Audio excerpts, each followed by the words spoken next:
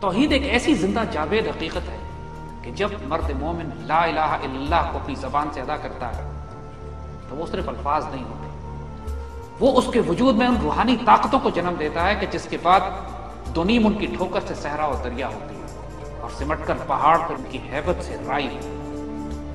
یہ کیا وجہ ہے کہ میرے آقا صلی اللہ علیہ وآلہ وسلم نے جس دور کی نشاندہی فرماتے ہوئے، جس کا مفہوم یہ ہے کہ ایک دور آئے گا کہ جب دنیا کی قومیں تم پر اس طرح جھپٹا کریں گی جیسے دسترخوان پر کھانے کے اوپر ٹوٹ کر گرتی، تم لوگ تعداد میں اتنے زیادہ ہوگے جیسے سمندر پر جھاگ ہوتی ہے۔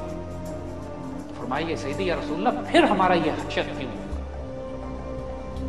فرمایا گیا جس کا مفہوم ہے کہ تم لوگوں کو وہن کی بیماری لگ جائے گی، اور جب صحابہ نے مزید پوچھا تو فرمایا وہن کا مطلب ہے حب الدنیا و کراہیت الموت، تم دنیا کی محبت میں مبتلا ہو جاؤ گے اور موت کا خوف تم پر طاری ہو جائے گا۔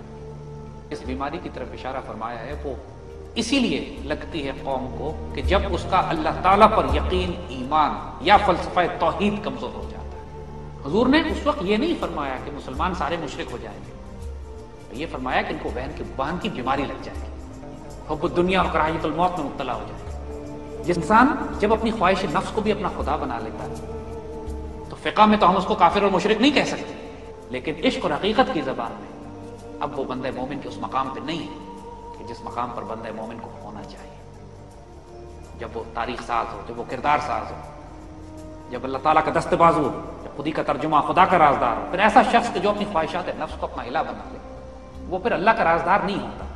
جو اللہ کے علاوہ خدا ہیں وہ صرف لکڑی اور پتھر کے بت نہیں ہیں۔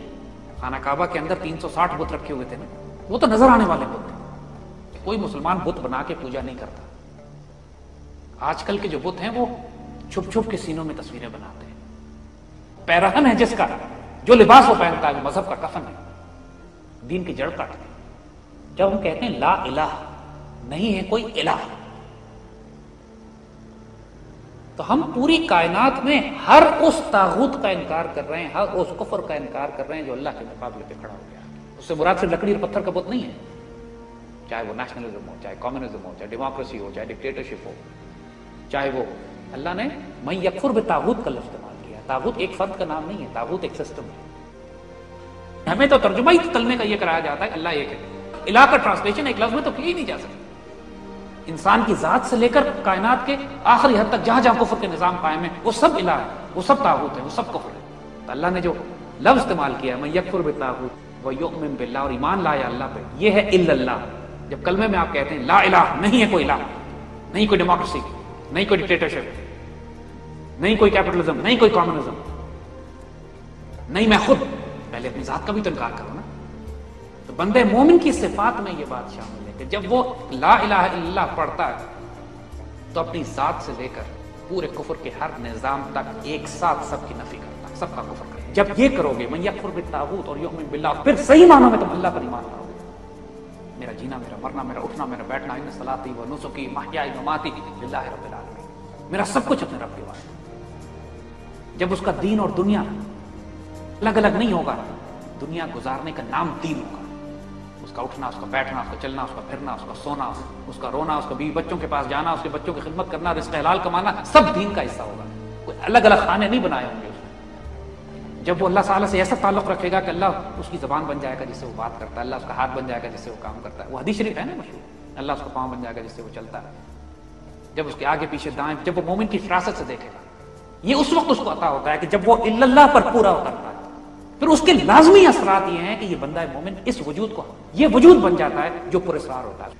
فقد استمسک بالعروۃ الوثقی لا انفصام لها، جس کا زبانی ایمان مکمل ہوا وہ حضور تک زبانی پہنچے گا، جس کا روحانی ایمان مکمل ہوا وہ حضور تک روحانی پہنچے گا، جس کا ظاہری باطنی روحانی ایمان مکمل ہوا وہ حضور تک ظاہری باطنی اور روحانی پہنچے گا۔ فقد استمسک بالعروۃ الوثقی، وہ سیدنا عروۃ الوثقی صلی اللہ علیہ وآلہ وسلم تک اس طرح جہاں پہنچے گا کہ یہ رشتہ کبھی ٹوٹنے والا نہیں ہوگا۔ ایسی خوشخبری اللہ کے بندوں کو کہ یہ رشتہ اس کے بعد ٹوٹنے والا نہیں ہے، دنیا اور آخرت میں، اول میں آخر میں، ظاہر میں باطن میں یہ رشتہ قائم ہو جائے گا، یہ نہیں ٹوٹے گا۔ کہتے ہیں کہ منافق 40 سال ایک ہی کیفیت میں رہتا ہے اور اللہ کا بندہ دن میں 40 کیفیتیں بدلتا ہے، ہر وقت توبہ استغفار گھبراہٹ پریشانی، اس کو ہر عمل میں پریشانی ہوتی ہے۔ توحید کی کچھ نشانیاں ہوتی ہیں نا، کچھ سائنس ہیں، کچھ سمبلز ہیں۔ توحید زبانی علم کلام کا بحث نہیں ہے، اس کے کوئی اثرات ہوتے ہیں طبیعت کے اوپر، اور آج کے دور میں اگر کسی کی توحید آپ نے چیک کرنی ہے نا، یہ دیکھ لو کہ کفر کے نظام کے خلاف وہ کتنا بڑا سٹینڈ ہے. وہ کفر کے نظام کے خلاف اپنے جان مال جگر عزت آبرو ایمان بچے قربان کرنے پہ کتنا تیار بیٹھا ہوا ہے. ایک وقت تھا کہ زمانے میں توحید ایک زندہ قوت کا نام تھا. It was a living force. اس کے اثرات نظر آتے تھے. سیدنا خالد بن ولید 1,500 کے لشکر کے ساتھ گئے، جسے فوجی اصطلاح میں کہتے ہیں، جاسوسی کرنے گئے. ان کو ابو عبیدہ رضی اللہ تعالیٰ نے بھیجا کہ جا کے دیکھو کہ رومنز نے اپنی فوجیں لگائی کس طرح، کتنے ہیں، فوجیں کہاں لگائی ہیں. سیدنا خالد بن ولید ان 2,000 کے لشکر کے ساتھ 2 لاکھ کے لشکر پہ ٹوٹ پڑتے ہیں، صفایا کر دیتے ہیں اس کا. یہ زندہ قوت تھی، نظر آتا تھا یہ فکر. آج کیا ہے؟ فقط ایک مسئلہ علم کلام. آج کیا رہ گئی یہ توحید ہے؟ صرف بحث کرتے رہتے ہیں کہ تمہارا عقیدہ ٹھیک ہے اور تمہارا عقیدہ ٹھیک نہیں ہے، تم مشرک ہو، میں موحد ہوں. استغفر اللہ العظیم. امت نے اپنے آپ کو کہاں رسوا کیا اللہ؟ کیسے ہو سکتا ہے کہ مسلمان بھی ہو اور حب الدنیا اور کراہت الموت بھی ہو، 1 ارب کے ہم مسلمان ہوں، 30 لاکھ کا اسرائیل ہو، اور آج جس طرح مسلمان رسوا ہو رہے ہیں پچھلے 100 سال سے. اور پھر یہاں یہ بھی تکبر ہمیں ہے کہ ہماری توحید بڑی مضبوط ہے. فقہ کی حد تک ٹھیک ہے، کسی کو کافر نہیں کہتے، لیکن اس توحید کی زندگی پہ اثرات کوئی نہیں. اگر اس روشنی سے تمہارے کردار کے اندھیرے دور نہ ہو، کوئی شخص یہ کہے میرا توحید بڑی زبردست ہے لیکن میرا اخلاق خراب ہے، کوئی شخص یہ کہے کہ میری توحید بڑی مضبوط ہے لیکن میرا دل پتھر کا ہے، کوئی شخص یہ کہے میری توحید بڑی مضبوط ہے لیکن میں کنجوس ہوں، کوئی شخص یہ کہے کہ میری توحید بڑی ہے لیکن مجھے مال و دولت جمع کرنے کا شوق ہے، میں صدقہ خیرات نہیں کرتا، کوئی شخص یہ کہے میری توحید بڑی مضبوط ہے لیکن میں اپنے مسلمان بھائی کی عزت اور آبرو اور جان مال کی حفاظت نہیں کرتا، میں اس کی غیبت بھی کرتا ہوں. لیکن غیبت کتنے شوق سے کی جاتی ہے آج محفل میں. کس محفل میں بیٹھ جائے دوسرے کی برائی ہو رہی ہوتی ہے. اور غیبت کے بارے میں کیا فرمایا گیا؟ مردہ بھائی کا گوشت زندہ بھائی کا بھی نہیں، قتل کر کے اس کو میز پہ لگائیں، اسے گوشت توڑ کے کھائیں. کیسا تصور، کیسا کائی آ جاتی ہے. یہ غیبت ہے. جرأت کردار نظر آنی چاہیے. یہ کیا بات ہے کہ ہماری توحید بڑی اچھی ہے لیکن حجاز میں پورے مکہ مدینہ کے آس پاس امریکیوں اور یہودیوں کو بیعت دے دی. کوئی توحید نہیں.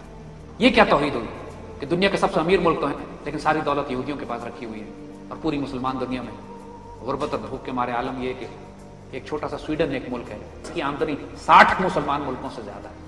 یہ کون سی توحید ہوئی ہماری؟ اتنے ذلیل و رسوا اور میں خجل خوار ہو رہے ہیں جبکہ دنیا کے امیر ترین ملک ہمارے حکمران، لیکن یہ سارے پیسے رکھوائے ہم نے یہودیوں کے پاس ہے. پھر بھی عقیدہ ٹھیک ہے ہمارا، توحید بڑی مضبوط ہے. انا للہ و انا الیہ راجعون. میں نے اے میرے سپاہ تیری سپاہ دیکھی ہے، قل ہو اللہ کی شمشیر سے خالی ہے نعام. قل ہو اللہ واحد، کہ اللہ واحد ہے، یکتا ہے، یونیک. کہ اللہ یونیک ہے پھر اس کا بندہ بھی یونیک ہوتا ہے. اللہ الصمد، اللہ بے نیاز ہے، اللہ کا بندہ بھی بے نیاز ہوتا ہے. کیا فرق پڑتا ہے؟ آج دیکھو ہمارے حکمرانوں کا عالم. نیٹو کی سپلائیز ہم نے چند دن بند کی تو امریکہ میں اتنا شور نہیں ہوا جتنی بے شرم حکمران ٹی وی پہ آ کر کہتے ہیں کہ بیگرز کانٹ بی چوزرز. ہم نے اگر نیٹو سے امریکہ سے پیسے لیتے ہیں تو ہم سپلائی کیسے بند کر سکتے ہیں؟ اس کو جانے دو. اللہ اس صمد کو نہیں سمجھتے ہیں. اللہ بے نیاز ہے. اللہ بے نیاز ہے تو اللہ کے بندے، اللہ کے رسول کی امت بھی بے نیاز ہے کفر سے. یہ کیا مطلب ہوا کہ میں تو اللہ کے رسول کی امت لیکن کھاتے تو کفر کا ہی ہے. بیگرز کانٹ بی چوزرز، مانگتے تو منی سے ہیں، کیسے سپلائی بند کر کے نا. انا للہ و انا الیہ راجعون. یہ تو نہ ہوئی کوئی بات. لم یلد ولم یولد، اللہ تعالیٰ نہ پیدا ہوا نہ پیدا کیا گیا، لیکن ہم اپنی ساری نسبتیں ذات برادری رشتہ داری پہ رکھتے ہیں، اللہ رسول کے دین پہ نہیں رکھتے، قومیت پہ لسانیت پہ رکھتے ہیں. حضرت بکر صدیق جنگ بدر کے موقع پر حضور کے ساتھ تھے. ان کے سامنے ان کا بیٹا کہتا ہے کہ بعد میں کہا جی آپ میری جنگ کے دوران آپ میری تلوار کی زد میں آئے تھے لیکن میں نے آپ کو اس لیے چھوڑ دیا کہ آپ میرے والد تھے. سیدنا ابو بکر صدیق فرماتے ہیں اللہ کی قسم تم میری تلوار کی زد میں آتے میں نہ چھوڑتا کہ تم اللہ کے رسول کے دشمن. یہ کردار آج بھی کوئی دکھا سکتا ہے؟ لم یلد ولم یکن لہ کفوا احد، کوئی بھی اس جیسا نہیں. تو یہی ایٹریبیوٹ تو اللہ کے بندے کا بھی ہوتا ہے. ہمارے معاشرے ہوا کرتے تھے کہ جہاں پہ پوری دنیا آ کے دیکھا کرتی تھی کہ ایمانت، دیانت، صداقت، صفائی ستھرائی، طہارت، پاکیزگی کے معیار کیا ہے. اور آج مسلمان معاشروں کو دیکھیے، سب سے زیادہ غلاظت مسجد کے آس پاس ہوتی ہے، سب سے زیادہ غلیظ مسجد کے باتھ روم ہوتے ہیں. حالانکہ مومن کو کہا گیا جس کو کہا گیا کہ اس کے نصف ایمان صفائی اور طہارت ہے. ہم نے کیا حشر اپنا کر لیا. کیوں؟ اسی وجہ سے کہ توحید ہمارے لیے علم کلام کی بحث رہ گئی ہے. مسلمانوں کی سوچیں اور فکریں ایک ہو ہی نہیں سکتی. یہاں پہ ایک سوال ہم پہ اٹھا دیا جاتا ہے کہ آپ پاکستان میں اسلامی نظام کی بات کرتے ہیں، کون سا مسلک نافذ کریں گے؟ مسلک کون سا ہوگا؟ یہ سوال غلاموں کے، غلام یہ سوال اٹھاتے ہیں. کون سا مسلمان مسلک ہے جو یہ کہتا ہے کہ پاکستان میں خلافت راشدہ کا نظام نہ ہو، سود اور ربا کا نظام چلتا رہے؟ کوئی نہیں کہتا. کون سا مسلمان مسلک یہ کہتا ہے کہ ایسا نظام قائم کریں کہ لوگ زکات لے کر پھریں، کوئی زکات لینے والا نہ ہو؟ کون سا مسلمان مسلک ہے جو کہتا ہے مسلمانوں کو متحد کر کے یونائٹڈ اسٹیٹس آف اسلام نہ بنائیں؟ کون سا مسلمان مسلک ہے جو کہتا ہے غزوہ ہند نہ کرے؟ کون سا مسلمان یہ کہتا ہے کہ مسلمان دنیا پہ دشمنوں کے لشکر کا غاب فلسطین کو، کشمیر کو، بوسنیا کو، عراق کو آزاد نہ کرایا جائے؟ کوئی نہیں. ہم جن ایشوز کی بات کر رہے ہیں وہ اتنے بڑے ہیں، وہاں مسلک انوالو ہی نہیں، کیونکہ تمام مسلمان مسلک اس پہ متفق ہیں کہ مسلمانوں کو عزت اور آبرو ملنی چاہیے، اور جو اس مقام پر اس ڈیوٹی اور اس مشن کو لے کر اٹھے گا وہ پوری امت کو متحد کرے گا. کیوں؟ کیونکہ اصل توحید وہ ہے، اصل توحید وہ ہے.